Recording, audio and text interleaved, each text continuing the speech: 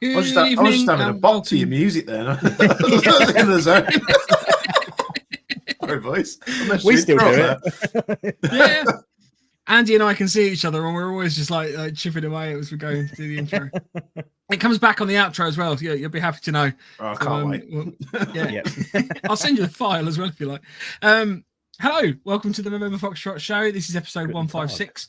We're joined tonight by Jaeger Precision. So, I don't know, are you happy to have your name? I know you called yourself Jaeger. Yep, James. James from Jaeger Precision. I didn't ask you before the show. Just don't call him Bob or anything like that, because that just gets confusing. I surprised, I think, Dan at Sniper Mechanic with this, because he was like, well, how did the Jaeger Precision thing come about? I was like, well, it's my initials. And he was like, what? So it's just the JP, and it came about, it fit. I've gone from many names over the years in my airsoft involvement in the industry. So, but yeah, James is fine. Anything you want to call me, I'm happy with that. Cool. Oh, lovely, sweetheart. Yeah, cheers, babe. Yeah, you regret My that. safe word's pineapple. If you have a question for James throughout the chat, throughout the show, please feel free to throw it in the chat. Put a little cue at the beginning, and we can hopefully flag those up, and I don't lose them in the stream of conversation that goes on in the background. James, do you want to just introduce yourself quickly, give us like a bit of a background to you, and then we'll roll into some news, and then we'll find out about all the exciting stuff you do in a bit more detail. Yeah, so I started my airsoft journey, shall we say, probably more than 15 years ago now. I was building air rifles to begin with. I've always had this knack of taking things apart, seeing how they work, trying to improve them. Discovered airsoft, we all had the cheap BB guns and stuff when we were kids and buying them off the markets, but I'd stumbled when YouTube was in its infancy. I used to watch a lot of Scout the Doggy. Is that how you say it? And I was just infatuated with this thing, seeing people running around the woods shooting, and all the guns look real. I was like, oh God, this is like... And at the time, going somewhere to shoot air rifles was very difficult. So I ordered, as you do, a bright green AEG off I think it was off Action Hobbies at the time, all that time ago. It turned up, and within minutes it was apart. I'd ordered bodies from random suspicious looking websites in China. And before I turned up to my first game, I pretty much had a spec'd out AEG, which probably is unheard of. So yeah, I was always a bit of a messer. Got a name for myself, teching, working on people's guns. That I understood the systems. Obviously, you'll learn stuff. You don't come into it knowing it all. And then throughout the years, I actually started my first airsoft-related job that wasn't something on the side doing tech work for people at JD Airsoft in Cannock, Staffordshire. Worked there for a number of years. Again, got a name for myself. Back then, I think I went by FU53 or Fuse Custom Works it was. It's the name's got a history of its own, which I won't get into. Left there, went back into the motor trade, had various different roles. And then the company that I was working for, they were panicking because the whole way that the cars were coming into the business, because I was a car salesman, still doing stuff on the side with videos and technical stuff, that it looked like it was gonna the business was gonna like disappear overnight. I was in a position where my eldest brother and his business partner looked at what I knew, and they were like, well, why don't you just set up by yourself? And I was like, yeah, you can't do that. You can't do something you enjoy as a job. That just doesn't exist. So they invested some money, started a little boutique shop, which was Bespoke Airsoft. Mm-hmm. All of that was documented on the old channel that I had. My journey, I used to do vlogs every day of what I was doing, and I was very inexperienced. I knew the hobby, I knew the guns in and out. I just didn't know business. That's where I was a bit naive. Long story short, as that was going on, it wasn't her fault whatsoever, but my partner got diagnosed with cancer, so I was always to and from the hospital with her. So it looked like Bespoke Airsoft was just going to close its doors. It wasn't bringing in the money. It was hemorrhaging money. And then that's when I spoke to a new business partner And then we started Bespoke 2.0, which is the one that everyone's probably familiar with. The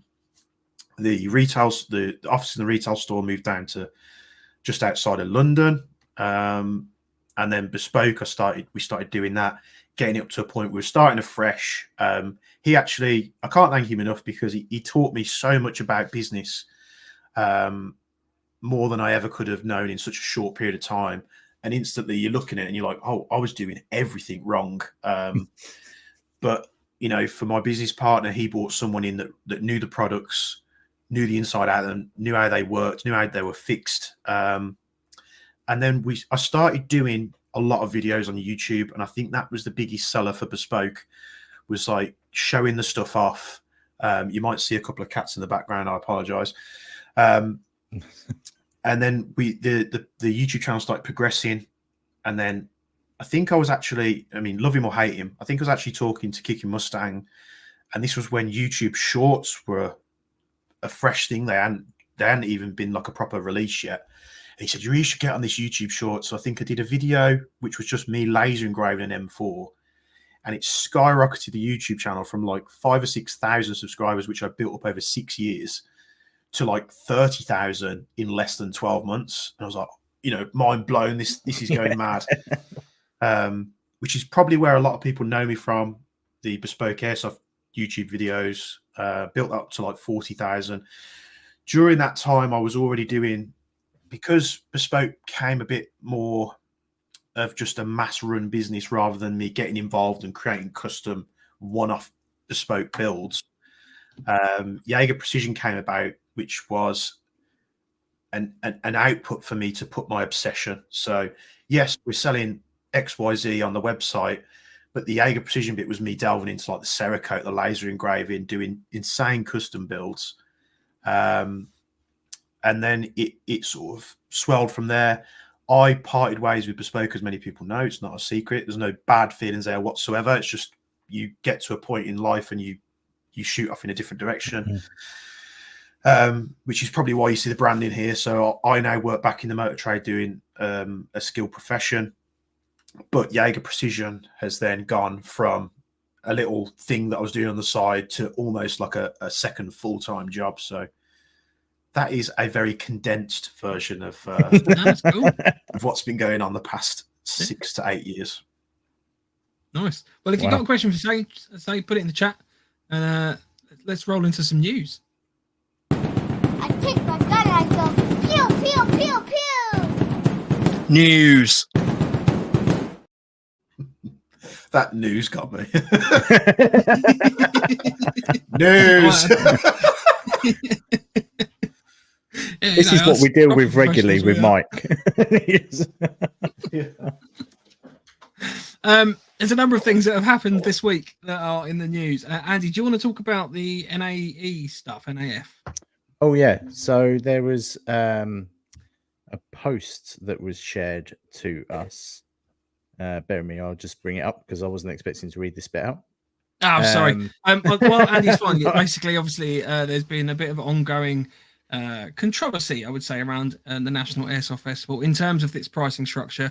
It's turned a lot of people to social media to complain about the prices increasing and sort of questions about whether the price increase matches the provision of facilities and the like. So we're just reporting what we're seeing. This isn't obviously us having necessarily an opinion on it, but there was a post that was put up by, I can't remember the name of the guy, but he's reached out to NAF. Howard. Oh, well, Howard. Tom was the person that messaged him. Howard was the person who wrote back from Ground Zero. So I'm not going to read it all out, but there is a very long email questioning what the increase was being justified as. And unfortunately, I think Howard may have had a few of these by reading his reply. And it's a very short, sharp explanation of what he thinks justifies the price increase. It is on the Airsoft community on Facebook, if you wanted to have a read of that. But yeah, it's a bit more information from them because they've been very quiet recently.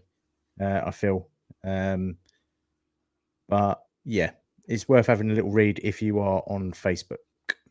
Yeah, it doesn't come across well, and I think that's possibly because the guy is maybe suffering a little bit. He's probably had quite a lot of these, and he's probably finding it a little bit challenging to deal with. So I feel for him because it's shitty to have to deal with people constantly having a go at you about stuff. But yeah, so it's around. If anyone wants to go and find it and have a read.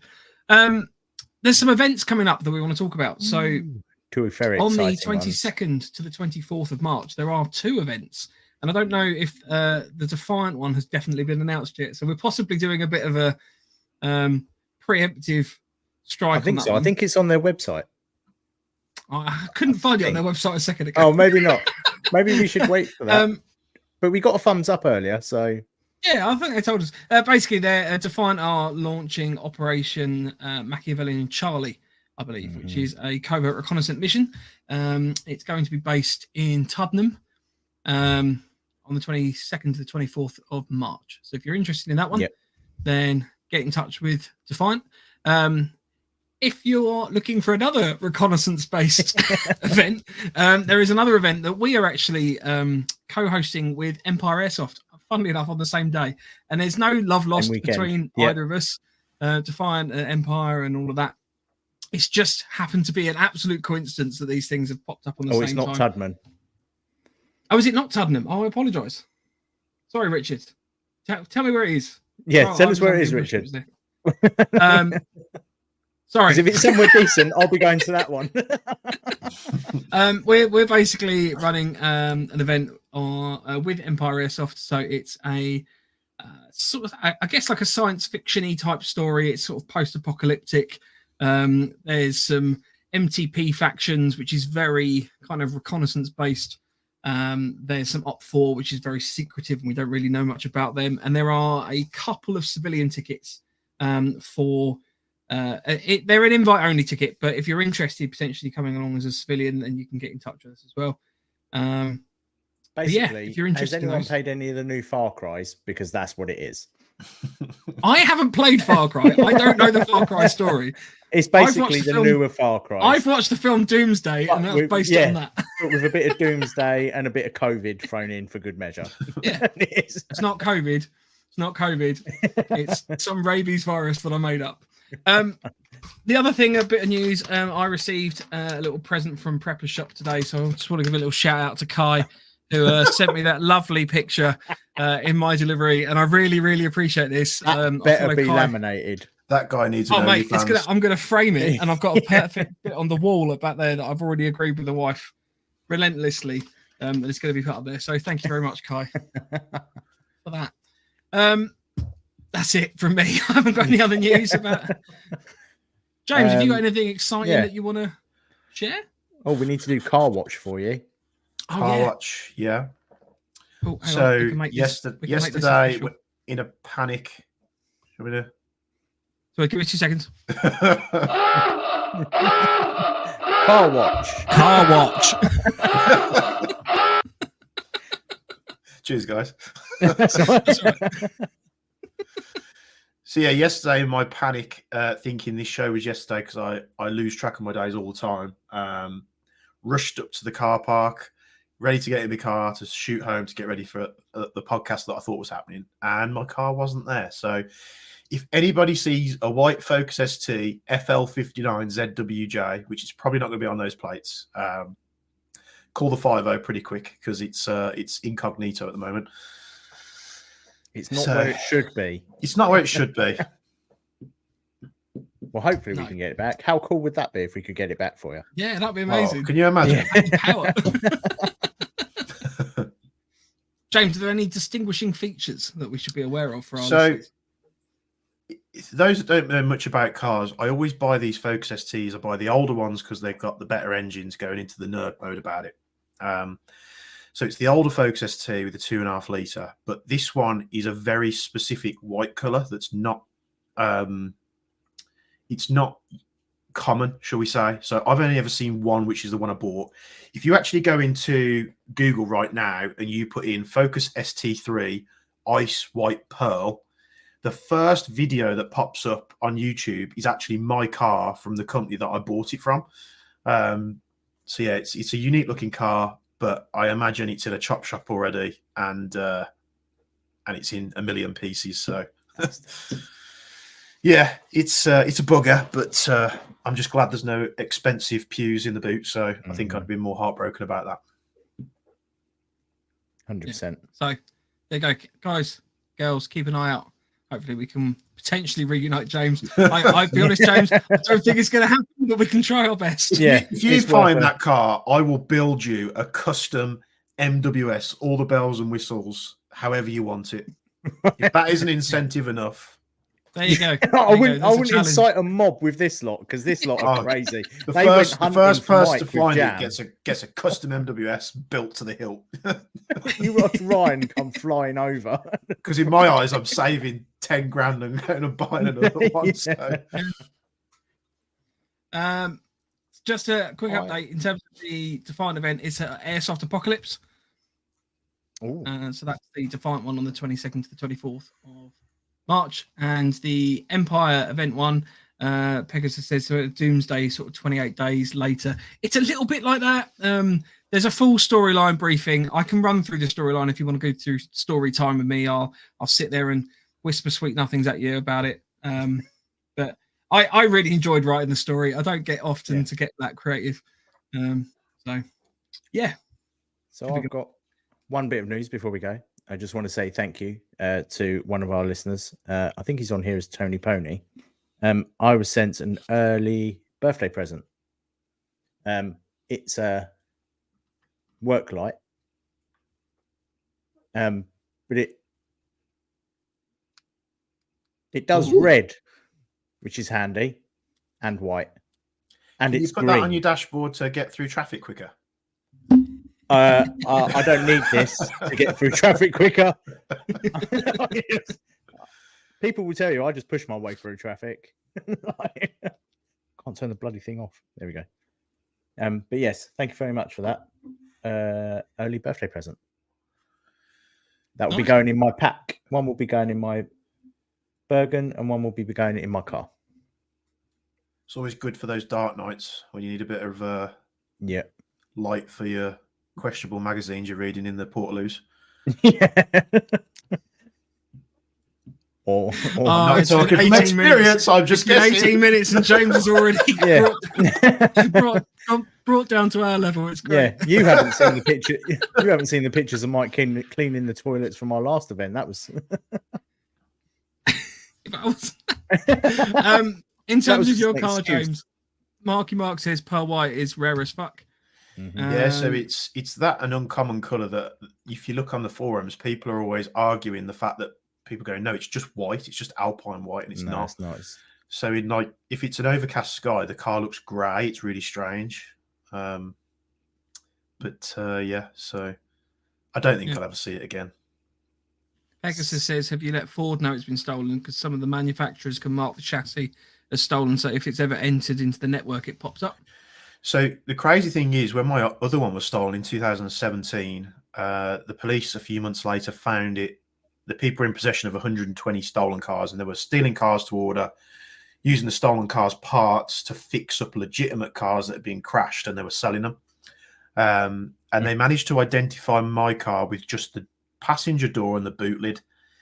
And the officer said, he said, I can't tell you what it is, but we can identify a car from just one panel. There's like hidden manufacturer's marks, and that's how they identified it, because that's all that they found. Wow. So yeah. Well, hopefully someone will find it. We'll plaster this all over the internet. Well, Ryan, Rich said Ryan would run, swim from Cyprus, even with his bum leg, to get us bespoke MWS from James. So, yeah. He'll collar an Apache or something, knowing Ryan. He'll be like, right, let's go. If that's the end of the news, we can roll on to the main topic of this evening, which is obviously talking about you, James. Pew, pew, pew, pew.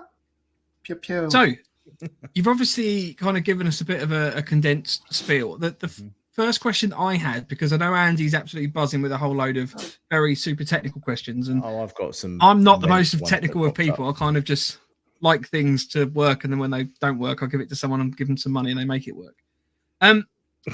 One question I wanted to ask. So when you were working with Bespoke, or you were obviously at Bespoke, the Ares Striker seemed to be sort of a big product for yourself. Yes. Was that like you were kind of like the main distributor for that, or the Ares Striker? This is Bespoke 1.0. This is the original company. It had just released, and it was the first gun that I started manufacturing parts for, because I saw potential in it. It was like, wow, this could be something else. It had its drawbacks, but we started manufacturing, and that's when, before obviously the downfall of Bespoke 1.0, that's where I was trying to sell guns. I was trying to do this, that, and the other. There wasn't much profit in it. I started manufacturing, and if that was able to carry on, it literally would have saved the company. There's so much more control with, you can get it made for X price if you order the right amount. We were selling striker kits. We were doing videos. The problem that came with that was I got tarred with, oh, if you've got an Ares Striker, go to Bespoke. And then everything else we didn't get mentioned for, because it was such a loud thing that anybody with an Ares Striker was coming to us to buy parts for, that all the other cool stuff we were doing just kind of got overshadowed. And I think that's what you have to be careful with, especially when you're a retailer in an airsoft space. If you're manufacturing, is that you don't get tarred with this one brush of that you're the specialists in a certain field, because we were doing cool stuff with everything. It's just the way it fell with that release. And then of course Ares started stealing all my ideas, which then the consecutive strikers were having those parts fitted, which was great for consumers. It just would have been nice for Ares to maybe mention it. yeah. But No, fair. it's funny because all of the sort of progression in that platform ceased on the upward trend when we stopped really supporting it. So yeah, it could have been something amazing if they'd listened. And I did see a comment in one of the before about CTWs all those years ago. The problem isn't the people that support the platform. The problem is normally the manufacturers. They don't listen. But what I see a lot more of now is manufacturers are listening, so they are paying attention. And if they do, usually the product does end up being a lot more successful. Interesting.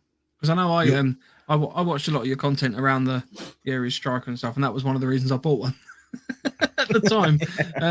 It was mad. We were doing I think the Signature series was the most expensive one I did. I can't remember how much it sold for. It was quite expensive. And before I'd even started assembling them, they'd sold out. But, one thing that I always said was, and we did this when we sort of did some really nice KWAs for the Bespoke 2.0 website, was that I didn't like to do limited editions that weren't limited edition. It's like I'd stress, like when we did the KWA QRF Mod 3s, I said, look, there's a couple of these that are going to be going out. They're not going to be cheap, but that is it. I kept one for myself, and I think I did 2 or 3 more for the website, and that's it. Because I feel like if you're buying something limited edition, you should be out in the field and you should never see another one. It should be that nice. Because if you go, oh, this is a limited edition thing, and then you're doing 200 of them, it's not really limited edition, is it? I don't think we're a big enough industry where that is quite a low number. So, I can't even remember what the Signature series sold for, but I think there was like 5 maybe. Yeah, I'd say a limited edition run would be no more than 100 in Airsoft, because any more than that, you're going to always see one at a field. Well, it's like your Rattler. I know that. That was that. So I was bored of seeing everyone going, "Oh, I've got an MP7. Oh, I've got an MP7." I was like, "Yeah, great. Right, I'm bored of seeing that now." So then the Toxic Rattler appeared, and I was like, "Oh yeah, brilliant." So I bought it, and now everyone, including yourself, has gone, I've got a Toxic Rattler. I'm like, Brilliant. But I'll just buy an MP7 again. with the toxicant stuff, I don't think it's as mainstream as you think, because not a lot of people No. spend that kind of money, and not a lot of people appreciate that for what it is. If you're into gun, popular gun culture and what's going on in the US, and you watch people like, Grand Thumb and those, you see this stuff they're using and you just want it, but then it's like, oh no, like the Spear LT, no one's making a Spear LT. And then Toxicant drops a bomb and like, oh, we're making a Spear LT, and you're like, oh, I've got to have it. When's it available? But I mean, having bought the APFG Rattler first, which is based on the VFC platform, that thing was just. If you think that gun's good, you haven't used the MWS base system and its derivatives, because it's just it doesn't even compare. So the Toxicant Rattler is just far supreme to that APFG one. And if you're out there on the, you say a lot more people might have the Rattler, but if you're out on the field and you're using it and you're having a good time, it's not always about hitting the most people, or being an absolute. Oh, that's not a problem with me. It's just, are you enjoying yourself? How does it make you feel when you're on the field? That, I think, as we get, it's probably a thing about getting older as well. It's worth more than going and going, oh, I shot loads of people today and I hardly got hit ever. So, which again has prompted my thing where I'm moving away from electric, just because there's nothing wrong with an electric gun. I mean, some of my electric guns, the performance on them is that good that I get chronoed so many times throughout the day at certain sites that it becomes annoying, because they're like, there's no way that your gun at one joule can fire that good. Well, it can though. And then you give it to a marshal, you send them out, and they come back and they're like, what is this? What's it got in it? I need to have it. So it's not that they don't perform well. I think, me personally, my experience, it's just I'm doing a bit of a polar shift into the stuff that's probably a little bit more challenging. Because the last game I had where I used an electric AEG, I was hitting people at distances that they couldn't hit me at, which should equal, happy times on the field, but I just wasn't enjoying myself. So, and I think that probably comes from predominantly using MWSs and going back to something electric in the winter. It's just polar opposites. So, yeah. I will go on a tangent. If you ask me a question, I'll go on an absolute tangent. No, that's fine. I need to stop talking. I bought myself some heat pads. So they're sticky. They're meant to stick onto your t-shirt, and they're literally about that big, and they fit perfectly in between my plate carrier. And they're not gel or anything. They're like a I don't know. It's weird. It feels like it's grit inside. Yeah. So when you break it, that if it breaks, you're not going to get gel and stuff all over you. And that just keeps it, and they don't get ridiculously hot. Yeah. It's just a nice constant temperature, and they last for 12 hours. I was like, perfect pack of those. Thank you very much. So that's what I'm going to use in the winter. If it starts getting really cold. You'll be surprised at how good, and I'm probably sound like I'm singing off hymn shit here, but how good the Marui gas system is for the MWS. You can use the guns in cold weather. Oh, yeah. You're not going to be dumping mags on full auto. The TM AKM can do that. I've been at 0 degrees and dumped a full mag full auto, put another mag in, dumped another mag full auto, and it just works. I feel like Todd Howard from Bethesda, but it just works, And I think that's why my expectation for GBB performance is so high with the MWS, that when I do experience like that APFG Rattler, which loads of people hated on me for because I said it was rubbish, but I'm not going to tell you something's good if it's not. And it wasn't really much cheaper. So I think it was like 500 quid, so £200-ish off what the Toxicant, and the Toxicant kit is far superior. But yeah, it's sorry, I forgot what the question was now. That's all right. We've had a load of questions coming, Andy, because obviously I know you've got an absolute pile of them as well. Do you want to launch into one? Yeah, so there's some couple of simple ones that have come through to myself. Someone asked, hang on, got loaded back up. Someone asked, what is the best gas that you would recommend for using in a non-upgraded MWS? That comes Propane. from Carl. You can use green gas. It's fine. I run propane everything. Years ago, propane was super cheap. Now it's not. You're paying like what, 50 quid for 2 cans in some places. It just get quite expensive. The thing that I love about propane is it's so unmolested. I took a test maybe like a year or 2 ago now, and I had 5 or 6 MWS mags, and I went green gas, red gas, black gas, Garda gas, all the really high powered stuff, and then I had a mag with just propane in it. And every test that I ran, the propane just ran the most consistent and the best. And that's not to say that all gases are the same. You could run an MWS on green gas, no problems at all. But I've ran a standard MWS on propane, which most people tell you not to do, for 4 years. And the only thing that broke was the nozzle spring, later on in its life, because I had used it quite a lot. So you can beat on it quite a bit. The thing that's going to go first in an MWS is probably the nozzle spring. But there's no reason to just run out and buy them. I mean, I manufacture springs as well, so it's detriment to me to tell you not to do that. But I'm also not going to tell you to do something that I'm not being honest about. So run your MWS. If the gun's apart and you pop like a slightly stronger spring in at the time, happy days. But there's nothing wrong with just running it out the box as it is. Yeah, so I've recently found Swiss Arms heavy gas, 150 psi.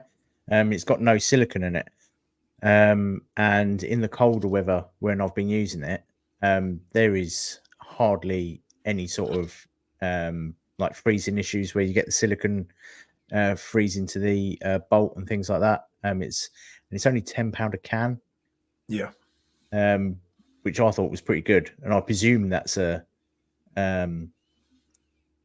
propane, because a lot of their ones they do light gas at 110 psi, no silicon. They seem to do a whole range. It's all propane based, but they pressurize it to different psis. So what's you're getting in the, it might be a slightly different mix, but not all propane canisters are pressurized to the same pressure as well. And it's the only reason I think a lot of people wouldn't use propane now is either because of the smell, because it does smell like cabbage. You can always tell when someone's using it out in the field. Propane adapters are hard to get now, but I am working on it. I've had various prototypes. I'm not sure if I've got one on the bench here, but the Airsoft Innovations did them, but they went bump. Yeah, they went. And they were very good adapters, but you just can't buy them now. And all the cheap metal ones you get from China are just no good, which means you'll be holding it down forever and it just never fills it up. So I am working on something. I'd got a load of 3D printed prototypes that worked, but what I want to try and do is maybe see about machining it instead out of aluminium. So that's sort of hit a staggering point while I wait for some prototypes to be done. It's all about cost as well. It's got to be effective. But if you said to me, right, here's a propane adapter for £15 made of plastic, and here's one exactly the same, works just as good, but it's made out of shiny aluminium and it's £40, I'm going to buy the more expensive one, because to me it's gonna last longer. But watch this space. Yeah. It needs to be right before it's released. Kenny's written, hurry up, James. Or at least send me a prototype. I could send you a prototype, but it's just not 100% yet. Yeah, there seems to be a lot of love for that idea. But yeah, as I said, the Swiss Arms gas that I've been using, I presume it's a propane based because it's got no silicon in it. Yeah. But that's in a bottle. It's only 10 quid. If you can get, the propane that I use is the Coleman stuff, which you can get from Go Outdoors and places like that. I think the last time I ordered it from a website called Wow Camping, which is actually pretty cheap. And it didn't have a stupidly high postage cost because they're shipping compressed gas. I run it on propane just because it's the most consistent in all the temperatures that I've tested it in.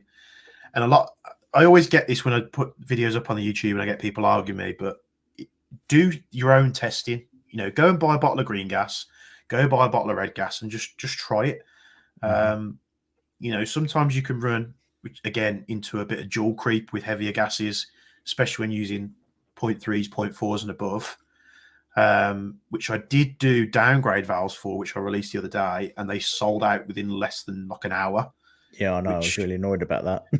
Yeah, so it was a thing where I'd been testing them for a while. I'd sent them out to people, and I was like, right, let me get some manufactured in the way that they're going to be when they sell. But I'm just going to order a load more just in case, because you've got a minimum charge anyway when you work with factories. And once I put them in and they were like bob on, I was like, right, I've got so many sets. Let's just shove them up on the website so the early birds that get to the website can get using them. And then the next big batch is on the way. It's just going to take a couple of weeks. Put 2 to one side for me. If you want, I mean, I've got a set that I was testing. If I can find it, I'll send it to you. But yeah, either or, I'll just wait till they come in and I'll send you a set. Oh. HCIS Airsoft says the original Airsoft Innovation one was metal. I've still got the Gen 1 despite being bent from being dropped with a can of full propane attached. It's nearly 20 years old and it works perfectly still. So.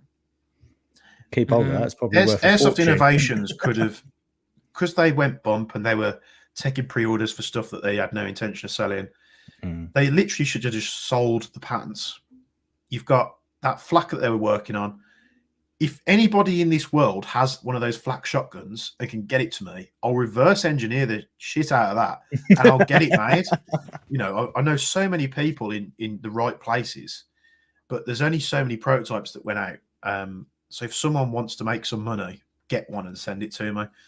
But they should have just sold the molds for the adapters or just sold the designs, and then people could still have something that works. So, but it might not be a problem soon. I know other people are working on adapters as well, but you need to be careful, because if we release something that's not quite ready and then someone else releases one and it's better, you're just going to be stuck with a load of cost and you're going to lose a lot of money. So HCIS believes that Novrich bought the patents, apparently. I'd never buy anything off him anyway.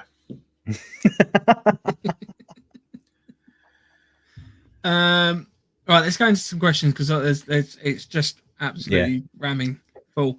Pegasus says, are you planning to bring back the grease pen or expanding the range?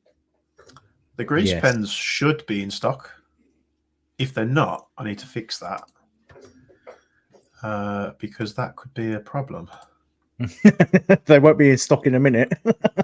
That is a good question. If you've brought that to my attention, then you get a cookie. Grease pens. Yeah, they should be in stock. They're not in stock. Okay. So they are in stock. It's been keep doing that. Right. I know I've got at least 30 amongst of them, yourselves for a minute. I just need to put an order in. The grease pen's good because they are. If you do the science and you do the research, silicon as a lubricant for airsoft doesn't make any sense.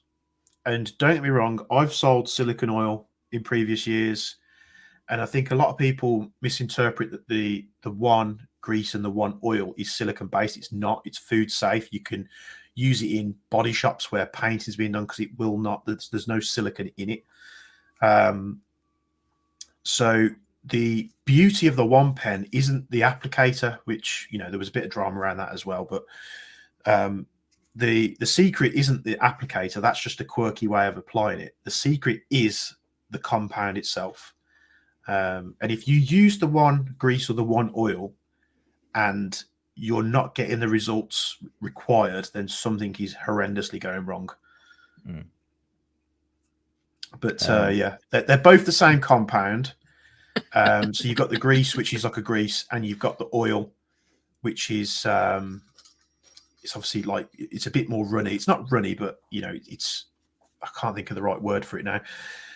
So it's the same compound, which is why sometimes if the oil pens sit like let's say you sit it on the side for a couple of months, you'll see like it starts to haze at the bottom, and that isn't an issue at all. It's just the compound sitting. It won't affect it whatsoever. You can still use it as it is, but it is literally just a slightly thinned out version of the grease, so it's the same stuff.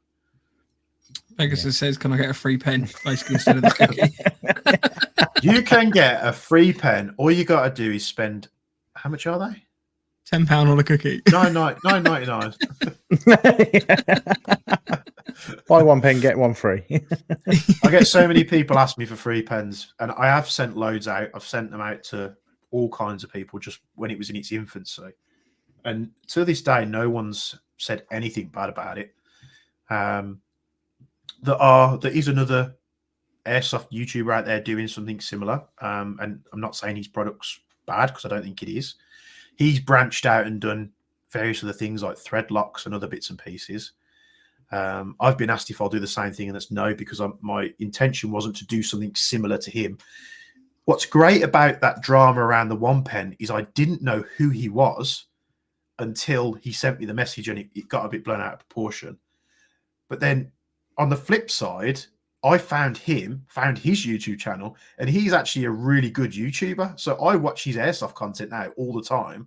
And I would not have known anything about him unless that happened. So kind of a weird turn of events. But yeah, I now watch his content because he does turn out good videos.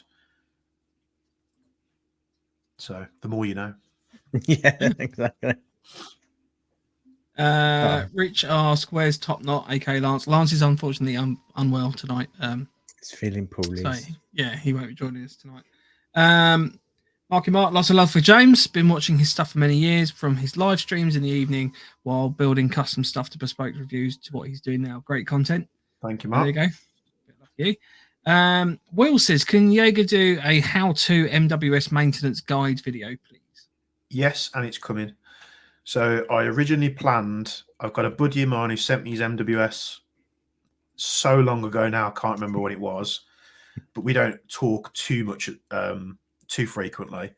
So his gun is sat there, and it's only sat there for so long because that was the gun I was going to use to do, this is how I suggest you maintain your MWS.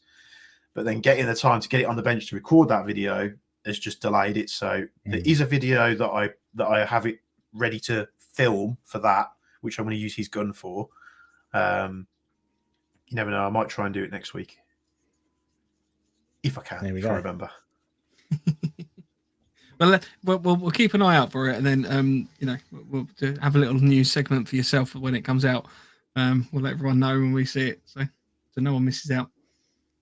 They don't actually require that much maintenance, to be honest. I've got an MWS that I've had for well over 4 or 5 years, and unless it's had a problem like the nozzle's gone a bit dry, I haven't really touched it. I haven't even cleaned the barrel, I don't think.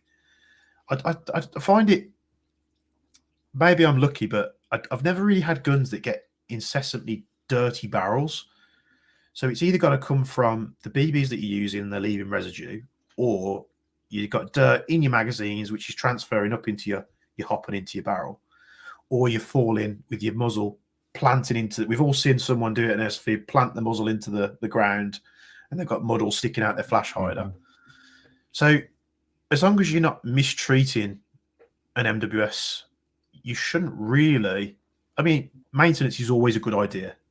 That's not the message I'm trying to get across. But you don't have to obsess over it and think, oh, I've just done a game today, I need to completely strip apart the gun. And it's very cool doing that, and a lot of people enjoy it. And if you enjoy doing it, then you should do it. But it's not essential. Not that frequently, anyway. Someone's just dropped me a quick text message, just asking, what would you recommend using on an MP7, on a gas blowback MP7, TM gas blowback MP7, the one grease or the one oil? Either. There you go. You heard they're both good. It depends. So they'll both work in very much the same way. I'd probably say bolts, metal to metal contact, anything that's a little bit more aggressive in its movement. Maybe the grease, because you want it to sort of stick as you're applying it. The oil I'd be applying to maybe seals, O-rings, things where you want. So the grease, you want to apply it to something where it doesn't need to seep. So let's say you've got a bolt moving inside an upper receiver. You'd use the grease because you can put it onto the bolt. It won't drip off or slip anywhere. It's going to stick there. It's going to go inside the receiver and it's going to spread it around. The oil you want to be using for, like, let's say you've got a nozzle where you've got an O-ring around it. If you're using the grease, you'd have to take the O-ring off, apply a little bit so it's on the back of the O-ring, and then put the O-ring on and then apply it again. Same with like bolt actions. Or you can just use the oil, put it around the O-ring, and it will itself draw into behind the O-ring. So I would probably go with grease on bolt action cylinders and pistons, just because you need it more, especially if you're using like a metal piston inside a metal cylinder. You want it to be sticky so that when you put it all back together, it spreads around. But have a play with it. It's more preference. So sometimes it's just a case of which one I pick up on the bench. I'll pick them up and, I won't even look, and I'll be like, oh, that's the oil, because I can see through it. Both will work absolutely fine. There you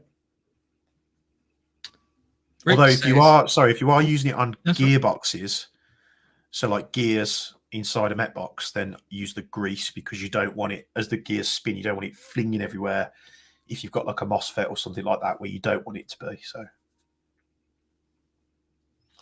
Rich says, James, what's your favorite GBB over the last year? And I'd like to add a question on top of that, which is, what's like the craziest custom that you've worked on ever? Favorite GBB. It's gonna sound like a broken record, but you can't go wrong with the MWS or the TM-AKM. They're phenomenal. I have enjoyed working on the GHM9.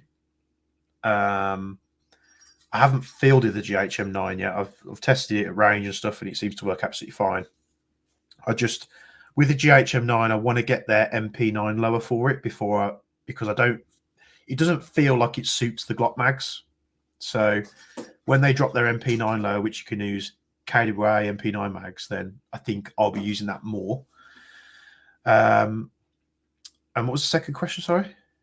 Oh, what's the craziest custom you've ever? I know before the show we were obviously talking about your aim to make the most expensive ever. I'm just cool. Like, what's like the craziest one you've ever worked on? Like the most outlandish and most out there. Oh, that's a good question. I did something funky with an Aries 308, which is on the channel, where I did about 50 hours of laser engraving on it. So it's got what would you call it, like a Damascus pattern, but the Damascus pattern set into the receiver. And I will never get back what that cost me to do, but it's made like such a unique thing. That was cool. I haven't used that gun since I built it, much like a lot of guns. It was an interesting challenge. Would I want to do it again? Absolutely not. Absolutely not. But I've got, some good GBBs as well. I've got the Geisley Super Duty, which I did, which was the DMR. That was a nice build. It's crazy. What have I built that's crazy? So much stuff. You could just look back through my videos and take a look. There is something daft that I only got the initial videos out, which was the Quasar bullpup pistol HPA, which I haven't worked on ever since I did like the first or second video on it, which is a crazy gel blaster. So that would be nice when it's built. I'm also talking to a guy who does 3D printed kits to make a HPA pistol. I think they're called ATI Airsoft. So I'm in talks with him about getting one of his SMG kits. So that's going to be something really unique as well, because it's not a platform. It's literally a 3D printed chassis that you put an engine in, and then it takes ARP9 PTS mags. So that'll be interesting as well. But yeah, I've been fortunate enough to work on a lot of cool stuff. Usually that cool stuff ends up going to a customer though, so I don't tend to keep or retain it. Just sorry, I'm hogging the chat, but what's your number in terms of how many sort of various riffs and pistols and the like that you've got? at the moment. Hmm.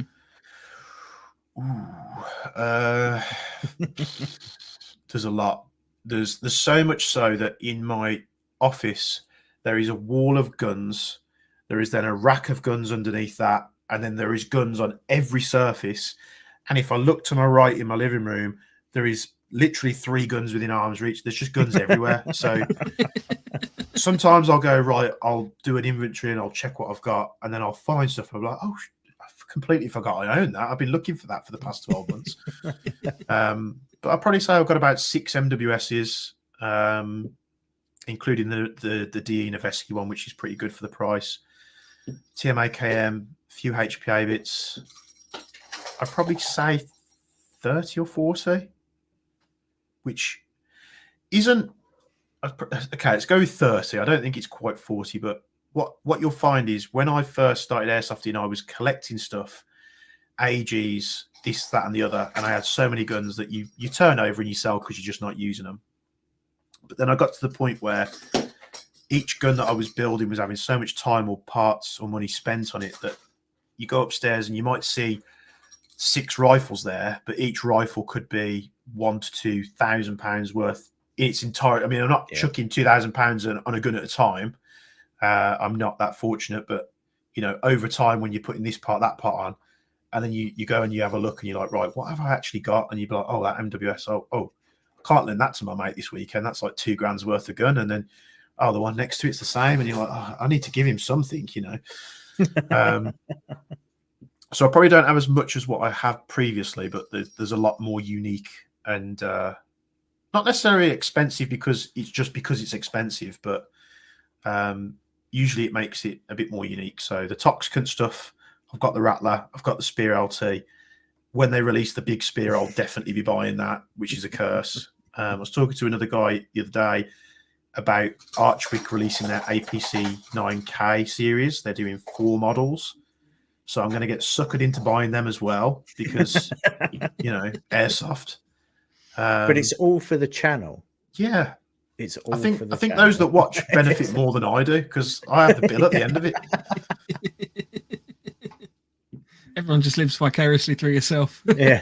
People keep asking me to do like a collection like video. And I did try and do one years ago, but I don't think it really worked. But I'm sure I could do something.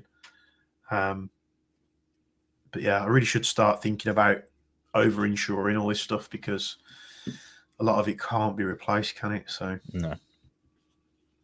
You can always put your weapons through the books as well. If you're earning a living off of it. So a bit of tax refund there. I wouldn't even say I earn a living. I think I spend a living on it. Ryan says, is there any custom parts for the APFG MPX coming out from yourself? Not at the moment, only because I haven't fielded it yet. But that gun is like a miraculous gun from APFG because the Rattler was rubbish, but the MPX is absolutely astonishing. But you buy it in its K form where it's got nothing attached to it. So again, me being me, you go out and you source a real Midwest Industries handguard, which probably cost as much as the rifle did. And then you buy the stock and then you buy this, that, and the other. And the gun is very solid. I really do like it. But there's already a saturation of parts for it. And I don't think it requires, like the MWS, as good as it is, you know, if you want to downgrade the power, you've got to buy a specific thing. You know, there's bolt weights, there's other bits and pieces to get more out of it. It doesn't need it. But with the MPX, unless I see something that requires it, I don't think I'd just make it for the sake of it. That's quite a good phrase, actually, make it for the sake of it. But like the VFC M249 is an astonishing gun. And I did design a new hop arm for it. But then when I took it to its first game and I was using it on HPA, I was like, this gun absolutely rocks. Like, I'd be stupid to waste money, you know, making all these parts just for people to go, well, it doesn't actually, you know, increase the performance that much. Like that gun out the box, VFC knocked it out of the park, especially if you put a HPA tap on it. Like, I have never had so much attention for any gun other than that because it's just rattling that thing off full auto constantly You know, people were ducking like 30 meters away. And I'm like, what are you doing, you fool? It's like airsoft, you know. What are you ducking for cover for? But it's just like, da, da, da, da, da, you know. It struck fear into whoever I was shooting that thing at. So, yeah, I don't think, back on topic, sorry, I don't think it's worth just making parts for the sake of it unless it's like an aesthetically pleasing part. But yeah, it's go watch the MPX series. I mean, I had great fun building it. And you know, that Midwest Industries handguard, I think it was like £150 something just for a little bit of M-lock. But it transformed the gun, it really did. And I know it's probably hard to get across on me talking on video, but it makes the gun feel a lot better. I think that's probably one of the most important parts. Nice. Ryan says, have you heard Again, anything there'll be about, a lot of questions from Ryan. yeah, the KS1 L403 build coming out? So I have done various KS1s, and before I even knew that the Royal Marines had adopted it, I kept getting these requests come through, and it'd be like, oh, a customer would be like, can you do a full laser engraving and Cerakote job on a KS1? I've got a blank receiver. And I'd be like, yeah, okay, I can do that for you. So you do one, and then the next day I've got another message in my inbox. Can you do a KS1? I'm like, what the bloody hell's a KS1? Like, why are people loving this gun? And then it clicked, like the Royal Marines have adapted it, so it's going to go crazy. I did talk to Double Eagle about it because they were talking to me when I did the Noveski N4 video. And I said, guys, you could capitalize here, do the same gun, just make it like the KS1, and you will mop up because people are going to go absolutely ape shit for this platform. Mm-hmm. To which they replied, we can't because of copyright. I was like, you're a Chinese airsoft manufacturer. You don't give a shit about that. Yeah. Like, put it under a different pseudo name. Yeah, I think there's been that delay now where people have been going mad for it, that you're going to see the other companies catch up, and then you'll probably see like various different AEGs from companies with the same trades on. I think those that care about the KS1 will have a keen eye. And the one chap where I was doing KS1s for a while, and the one chap, I can't remember his name, I apologize, but he was so meticulous about how the trades went on that he got all these files made up and he drew where all the placement was.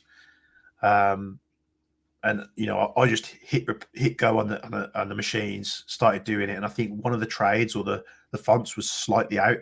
And to anybody else, I said to him, I said, look, we can't go back. I said, we didn't discuss this when the commission was going through. We weren't. I did say to him, you need to be very specific, because once that laser's done its work, we ain't in reverse. Yeah. But I think then once he got it, he was like, you're right, it's so minimal. Like, he'll know, but no one else will ever know. But he was very good at like design, so he just meticulously drawn this thing down to a T. But please don't, hound my inbox about building KS1s. I can do them, but it is quite a lengthy process with the trades and the Cerakote. HTIS is going back to the limited edition. The limited edition SOCOM Gear Gold 1911 that was only limited in the fact they only made more when they sold out. It just amused me because that's an absolute classic thing that I know some people do. Do you remember the limited edition Vauxhall Corsas, the Quicksilvers? Yeah, I'm sure they were like white, and it was a limited edition. But then you saw one like every 5 cars on the road. You're like, "There's nothing limited edition about this. It's just a badge." Yeah, but then they just sold the badges separately, didn't they? So people were just sticking on there. They were just like, "Yep, limited edition, done." Stephen says, "If I get a WE L85, will I regret it?" Yes. I was going to answer that one. Yes, I've seen many used on the field, and no for one a time, any fun WE were the only people churning out gas rifles. But honestly, we're in a market today where people are doing it so much better. Until I see anything new from WE, they're just not worth it. Yes, the gun will cost you less money, but I'm telling you now, it will perform worse. The full auto will be absolutely rubbish and never work. The gun will rattle itself to pieces. And that isn't me just hating on a different platform. I have been there. I have owned WE L85s, WE M4s, the original WE G36. I don't know if you remember when that came out, which was like the one gas blowback platform that people were going to because it semi-worked. If you really want a gas blowback L85, I think that is the only option that you've got, which more to you. Persevere with it. There's probably people out there that do parts for it. But if you're expecting a high performance gas blowback rifle, it's just not there. I'm sorry. That's a shame. I've got a WEMP5, which I'll be honest with you, I never field. I only bought it just because I was like, I really want an MP5 because I like the HK slap. And then all I've done is run around the house with it. No ammo in it, just literally just dry firing because it's just cool. You would absolutely love the Gen 2 VFC gas blowback MP5. It is so good. But that being said, that gun is so good. It's the only one that's probably worth buying at the moment, in my opinion. But the day that Tokyo Marui drop a gas blowback MP5, that shit is going straight on pre-fired. You know, I don't care how much money I've put into it. I'll be recuperating that money back, and I'll be getting the Marui because I guarantee you it will work better. Sorry, not sorry. No, that's fine. Just get a gas blowback, Mike. Yeah, like, so we've had this chat before. The problem I have with gas blowback, I have a really sensitive flinch reflex, which I know is the wimpiest reason to say. I can't be dealing with like compressed air firing out near my face. And like the bolt recoil systems, it just makes me flinch and I can't see what I'm shooting at. So I'm just blind firing, basically. Unless you use like a bullpup, and I've had gas blowback bullpups before, which is very loud next to your ear. It will make your ears ring.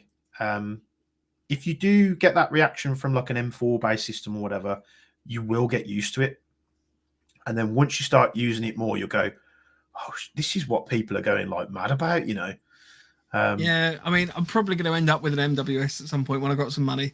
Because I do like the AK platforms as well. If you're buying like secondhand guns, and I've always said this for years, I don't like buying secondhand guns that are modified in any way. If it's more valuable to me if it's in factory spec, which is why I've been searching for like a PTS Masada AEG, like the original one, for years. And the only reason I haven't bought one is because everyone I come across has been so molested that you're literally playing the lottery with it. The only gun I would buy that's been modified that's a gas blowback would be an MWS, because I know that if anything's off spec to it or they've used a part that I don't like, it's so easy. Yeah, I go on WGC, I'll order some parts, I'll return it back to factory or something like that. So that would be and I have bought MWS's secondhand, and every time, luckily, fingers crossed, touch wood, I've never had a bad experience with. But yeah, it's once you experience it, I think you'll be hooked. Yeah, I've got to admit, I've only recently gone over to gas blowback, haven't I? So I sold the only AEG that I've kept to my 2 LMGs, because I like money. So I sold my Mark 18 recoil and got the gas blowback, and I was like really skeptical at first, and then Ash and Ryan said, "I'll just take it apart." I took it apart and went, "Oh, there's like 5 bits. This is brilliant. This is amazing." And still, a gas blowback M4 is more complicated than a real one. Yeah, like horrendously so. So yeah, it's just, you know, you can break things. You know, never say never. It's if you were going to go buy a high capper, let's say, and you wanted top performance, buy a high capper, have something that all the different manufactured parts fit. What are you going to buy? TM. It's probably going to be a TM high capper, isn't it? Because it's the most supported platform. And that's not to say there's not other gas blowback rifles that aren't supported.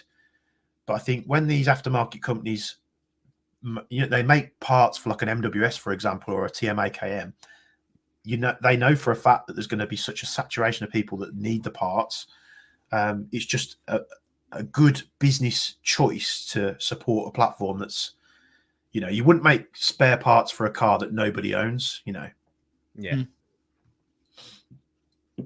I just want to say HCIS Airsoft says sounds like a training issue. I have fired more successfully real steel weapons without flinching and flaming gas blowbacks. But I'm sure it'll happen in the future. There was another question that came in from Les, actually. Les says, I've recently bought a TM MK18 GBBR. Do you recommend doing the hop rubber and barrel thingy rubber, or just leave it? I have one TM mag and 3 guns modify. The TM works great, but the guns modify mags I'm not sure about. So the guns modify mags are the best P mags on the market, regardless. It's the only P mags that I would buy at the moment. That being said, the guns modify P mags will come out at a slightly higher FPS. They're more punchy as well. The downside to them is if you leave them with not a lot of gas in, they do progress leaks quite quickly. 5 out of 6 of mine, because I haven't touched them in best part of 6 months without gas in, they're all leaking, so I'm gonna have to pull them apart. But Guns Modify have released a new base plate for the bottom of their mags that basically it's 2 parts. So if your Guns Modify P mag starts leaking from the bottom, it's got 2 grub screws, and you just do a quarter turn on both, and it puts extra pressure on the seal and seals it. But the only place I can find that are selling them little parts are JK Army, and every time I've gone to order, they only have like 2 in stock, which is pointless when you've got like 6 mags. The TM mags are solid. Do that little reservoir modification where you take the tube out, you chop it down. Don't listen to all the misinformation that's on the internet telling you that certain... Because I took a TM mag apart the other day that I was building for a customer, and they've got numbers underneath the base plate, which is, I think, is mold numbers. So when you're casting parts, you can cast so many parts out of it before the mold tarnishes, and then you have to get the mold replaced. And I think with Marui, because this mag was on a number 4, which I've only seen the number 2s on previously, and then people said there was a number 3. So this one had a number 4 on it, which I presume is that's the 4th mold that they're using. But every single TM mag that comes out of that factory has that tube. And people say, well, I've got the one with the 3 on it, which doesn't require it. Take the tube out. I'm telling you now, there's going to be a long gas tube. Chop that down. You'll get 3 times the gas capacity. And, it's just a win-win scenario. You can't go wrong. The barrel and the hot rubber, if you're happy using up to like a 0.28, I think it is, or a 0.3 right at the end of its adjustment, just run it and just have fun with it. If you find yourself, I want a little bit more consistency out of the barrel, or I want to be able to hop heavy BBs, then do the parts. If you want to do a hot rubber on the cheap and you don't want to change anything else, just go buy like I use the Flamingos now, but there's nothing wrong with going and buying the purple 9-ball bucking, which I use for many years. Just throw it in there with a stock barrel and it will work fine. It's just I think the Flamingo is what, $5.99 or something. It's not even that much. And with your Titan nub, that thing fires like a monster now. With that combo, what, under a tenner or around £10? Perfect little combo for £10. The only reason I do barrels, and this was actually a comment that I had on my video when I was building that Glock 17 Gen 4. You say Marui's brilliant, but then you get in the gun and you're doing this build and you're basically replacing most of the gun. And it's not that the fact that the gun's bad. I just know, building guns for many years, that I like a certain setup. So if I'm doing a barrel on the cheap, I'll go and get a Prometheus barrel for the MWS. Once I've experienced the Prometheus barrel with a Flamingo rubber and a Titan nub, when I buy a new MWS, why am I going to settle for anything less than what that's settled for? Because I know how that barrel and the hot rubber reacts. I know I can hop up to a certain weight with BB. So when I get the gun, let's say I've got a normal M4 and I've just gone and bought a Mark 18 because I did a build series on the Mark 18. I'm going to set it up the same way. Now, I have done previous builds where I've gone, okay, I'll use an MR hot rubber from Maple Leaf, and I've tried it and it hasn't really worked that well. So yes, I pull apart Maruis and replace a lot of stuff after saying they're amazing, but it's just because it's like you go buy a car, you put the wheels on it that you like the look of. They don't make the car go any quicker. They might be a bit lighter, but it's just setting it up to your personal preference, which is why you look on the field, there might be 100 M4s on a game day, but none of them look the same. So, sorry, That's I'm half the fun of going. the no, that's all right. That's half the fun of the hobby, I think. Yeah, Like, because I know that my rattler will look different to your rattler. Your rattler and my rattler will look different to Ryan's rattler, for example. That's what I quite like about what you can do with weapons that are manufactured. You can make it how you want, for example. Unless you're going for a standard just AK look, then you've just got an AK. Just throw it in the mud, job done. But yeah, job done. Yeah. Bit of tape around the stock. All's good. It comes back to that, you know, those few out there that do watch my content. It's not like I'm telling you, right, go buy this rifle, go buy all these upgrades, and that's what you've got to have. I'm just letting you follow on the journey with me, and usually I'm either testing parts or, like you say, you just know how you want it. You know what kind of red dot you like. You know what I tend to put suppressors on everything just because I think suppressors are cool. It's not because they do anything; they do nothing for a gas blowback. But like your Mark 18, you've got a can on the end as well as I have, because they look cool as, don't they, with a suppressor on. I've got a can on the rattler as well, but the ears hold. Yeah, it's hidden behind the logo, isn't it? Hidden behind the logo. There you go. They're just, some guns are just meant to have cans on, you know, especially if they're short as well. So yeah, don't get tied up in the details. Try it. You know, if you're not scared about buying a couple of different hot rubbers, go buy them from different manufacturers. You do have to have the front ends apart on the MWS to change the hot rubbers, but what's 15, 20 minutes just to try something new? And, you know, I've had people, I've used hot rubbers in the past that I swear I don't buy, and then someone's gone and fitted one in a different barrel, and they're like, oh, it shoots absolutely superbly. So don't take my word for it. So there you go. Don't listen to Jaeger. Yeah, don't listen That's to the Jaeger. summarize of this video. That's my subtle little disclaimer at the end, just like, do all this amazing stuff, but don't do it just in case it goes wrong. Right, I'm conscious of the time, so I think we've got a fair few questions still in the chat. Do you have any more, Andy, that you wanted to? Only personal ones, which I will harass him. Ask. No, we'll clear the listeners' ones first of all. Okay. Because they're more important. There's a lot of just random stock check questions, James. So if we kind of just run through a couple of those, Will says, when are the spring sets back in stock? I presume he's on about the Muzakashi ones. That's a funny story because I did them, and then I can't talk about it, but they were basically all purchased by someone, right? And there was just an agreement to say I won't produce and sell them again till such a date. So that's almost over now. I can't go into the details. I'd love to, but you know, good for me, good for you guys, because all that money went back into, you know, producing more stuff. So I will try and get them done, hopefully in the first quarter of this year, but no promises. Oh, there you go. Rich says, when are the MWS valves due back in stock? In about 2 weeks.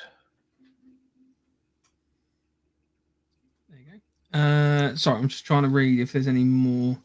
Are you going to put a pre-order system in place? Maybe. Because it sounds like everyone's gone, yeah, I want one of those. Pegasus says, was your MWS downgrade valves using the stock 250mm barrel in testing? So I was using a Prometheus barrel, same length, but comparable to the stock Maria barrel. I didn't see much of a difference, maybe a couple of FPS. So it's thereabouts. So don't worry too much about that. Ryan says, any tips for fixing leaking USP mags with TM's crap 2-pin design? Gasket sealer, if nothing else works, much like they do with the Mark 23 mags. So you'll take the base plate off, you get gasket sealer from places like Halfords, take the rubber seal off, put gasket sealer, be liberal with it, round the base plate, put the sealing rubber over the gasket sealer, it will seep round it, and then cake it in gasket sealer again. It's how we used to do the Mark 23 mags years ago. Put that in, knock your pins in, don't gas it up for a day or two, let that really set in, and then it should last you a long time. I could do a video on it if need be. There's two questions here from one question effectively from two different people. So Hugh says, "What's your most and least impressed you were with the I can't pronounce that Demovsky? It's the double eagle Noveski. Noveski. Most and least impressed. Most impressed was how sorry TM compatible it was. They really knocked it out of the park with that. Least impressed. I haven't really any problems with mine, but some people have said they have. So it might just be a QC thing, maybe. But I will probably replace the bolt at some point, just because the standard bolt seems a little bit sluggish compared to like a standard Maru one. But you can get the Evo Guns Modify ones for about 80 quid for a complete bolt. So I'll do a video on it close to the time again. Nice. Ryan's also said yes, please, to the video, James, on the TM mags. Mags, yeah. Here's an offering for you, Ryan. If you want to send me your USP mags, I'll do them for you and use them in the video. Oh, there you go. Oh, I won't cover return postage, like that'll be on you, but I'll use them in the video. If that ain't big enough incentive, I don't know what is. I can imagine Ryan's face right now. He's just like, I can just see it slowly. Pony Tony, what's your opinion on the DMWS compared to the TM? Desert Eagle. I've been asked this. No, not Desert Eagle. A lot of times. No, so Double Eagle. If money's an issue and you can't stretch to the MWS, get the DE. If you just want a gas blowback M4 and you can afford it, TM all day, every day, because the QC is just better. They're built better. But if you want an MWS and you also have to have the Noveski N4, it's the only one that I would purchase, and I'd say get the DE, and you could put upgrades in it and still have it cheaper than MWS, because the kit for a normal MWS, you have to buy an MWS at like $560. You have to spend another £700-800 on a conversion kit just to have an MWS that looks like the Noveski. So it's a double-edged sword, really, which box you want to tick. So is the Double Eagle one completely? So you could buy the Double Eagle and just throw all MWS parts into it, or is it mostly? Yeah. Oh, wish I knew that before I spent all that money. You trust me, the Rattler that you've got is more impressive. So, oh no, that was always going to be kept. That one. But yeah, if you can afford it and you just want a solid M4 gas blowback, buy the TM. Ryan has started to get a bit creeping out. He said, James, I might personally deliver them and just, I'm assuming, watch you with the gas blowback rifle for hours. Yeah. We Send need to ban him occasionally. I will do them. I will do them. I will do them, and you'll be able to see me do them on a video. Richard might be going around just sending stuff. It's not often I say. I think I did it with another one of my customers. Oh God, again, I deal with that many people, so names precede me. I'm really bad for it. I do apologize. But he actually sent me his MP7 mags. I only know people from their like YouTube handles. So he sent me his MP7 mags, and that we used his MP7 mags to do the gas mod for the MP7 mags. So sometimes it does work out. So because I don't currently have a TM mag that uses the pins, so I'd have to go and specifically find something. So if I'm going to do that, you might as well send me your stuff, and I'll do it at the same time. He meant chat, not watch. So chat GBBR with you for hours, and then he went, "Oh, chat shit." That's now slightly less creepy. Cheers, Ryan. Yeah. I just want to sit there and watch you. Right, last two questions. We had one from Ryan again, funnily enough. Thoughts on the Guns Modify Scar L release? For want of a better word, can I say this on a stream? Yes. I jizz my pants over that thing. Like I have been hoping and praying, because I am a fan of the Scar. I love the Scar. I shot the real one in Vegas, caught my hand on the non-reciprocating bolt, shooting it full auto, which fecking hurt. But I think honestly, I will pre-order that even if it's rubbish, because that thing looks solid. I don't know much about the Mark II Scar compared to the Mark 1, but I am definitely buying that.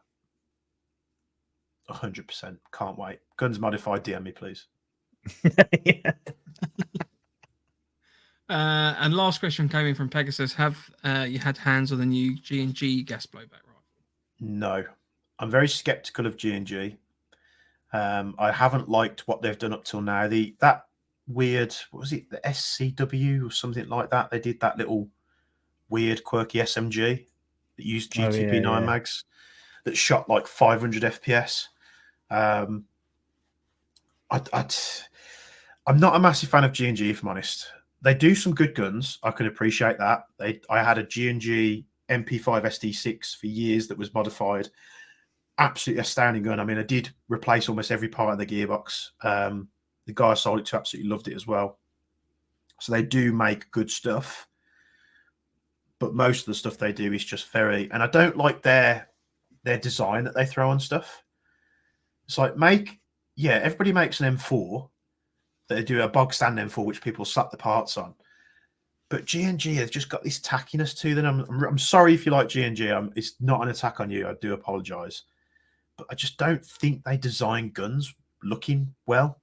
Like, they could just do it so much simpler and more tasteful, in my opinion. But you never know. It might come out. It might be the next best thing. But through my experience, I'm probably going to say it's not. Yeah. Go with what you know. Rich says, for fuck's sake, I'll be digging the bloody box out of Ryan's stuff now and sending it to James for working on. There you go. Right, that's pretty much it, I think. So, James, thank you ever so much for coming on. Yes, Genuinely, I know I've learned a lot. I love doing I've got a list here that I've just been writing of like different rifles to look into. Airsoft all the time. So we'll have you on again then. Used to get customers in the shop and they'll come in and they'll I don't know, they talk. This was my ethos about the shop, which my business partner didn't get. Airsofters are a social bunch.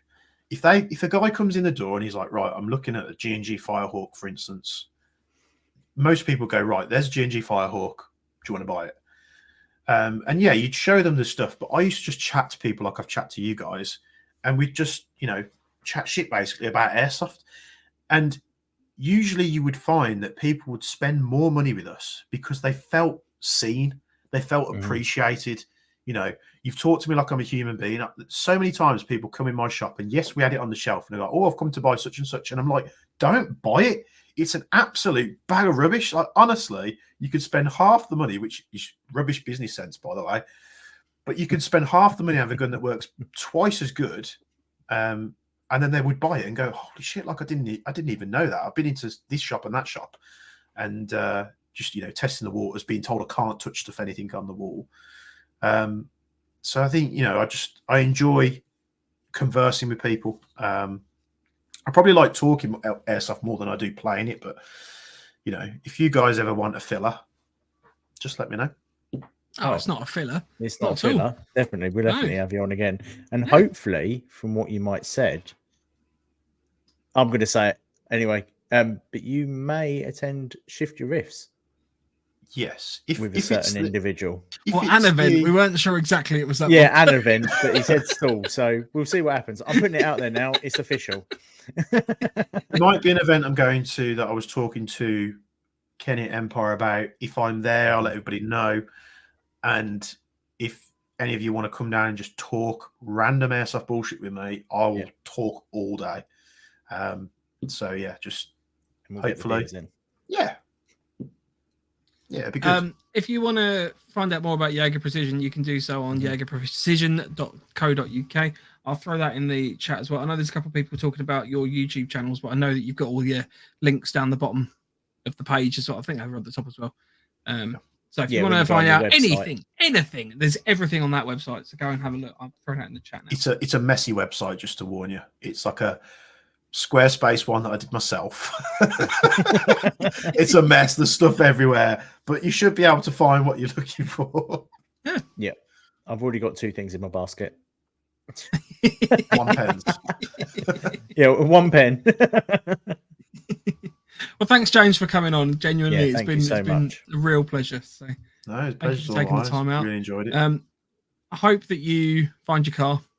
Part they of me found the hopes that I bastards that don't do find it, because then I owe someone a very nice NWS. Yeah. Next week we're going to be chatting about the second part of our prepping for the new year. So if you were joining us last week, we did the first part. So we're going to be talking the second part next week. We're also on light of our Operation Phoenix, which is coming out on collaboration with Empire Airsoft, going to be doing a little bit of a Q&A on that as well. There's only so much we can talk about, so we need to be quite careful in terms of how much information we can give, but we are going to be having a chat about that. So hopefully if you're umming and ahhing about whether it's the event for you, let us know. We can try and answer whatever questions we can. We'll be back 8 o'clock on Wednesday, but before we go, James, would you like the closing words? You did message me this, and I completely forgot. Yeah, everyone does. I think I'll tell you what. While you think about them, if you want to get in touch with the show, you can do so on an email of nofochat@hotmail.com. Our Instagram is @November_Foxtrot_NoFo, and the website is novemberfoxtrot.co.uk. I'm just going to direct you again to Jaeger Precision.co.uk as well if you want to get in touch with James. Thank you. There you go. You've had time now. I don't know whether you're looking for something eye-opening or philosophical. I'm not sure, but whatever you want, mate. I think just be nice to each other. You know, it's probably really crappy, like weird dad advice thing they do on the end of Grantham, but yeah, just get involved. A lot of people get really salty nowadays. People like to tell people who they can and they can't. I mean, I've had it before. People don't like the fact that I know and speak to James, who's, runs Kicking Mustang, very successful YouTuber. Guys, think about it. He knows what he's doing and he knows what earns him money. But if you meet the guy in real life, he's actually really nice. And I think people get bent out of shape, even at me, just being in the same room as him. Just get out there, get on the field, have fun. Loads of people like to talk about their airsoft gear. It doesn't have to be a toxic environment as what YouTube portrays us out to be. And I'm sure if you're out there perusing YouTube, you know who are the good eggs and who are the bad eggs. So I hope you join us on the Jaeger channel, and I look forward to speaking to you in the comments. So thank you very much. Lovely. Cool. That was good. Thank I you like very those much, closing James. words. It was, it's nice. Family friendly as well. Yeah. That was off the top of my head as well. No, that was nice. It was good. Right. So, yeah, join us next week, 8 o'clock, and we will see you then. Do you want to say goodbye, guys? Bye, guys. Cheers. Thanks for coming. Cheers, boys. Nice. See you later. Stay NoFo.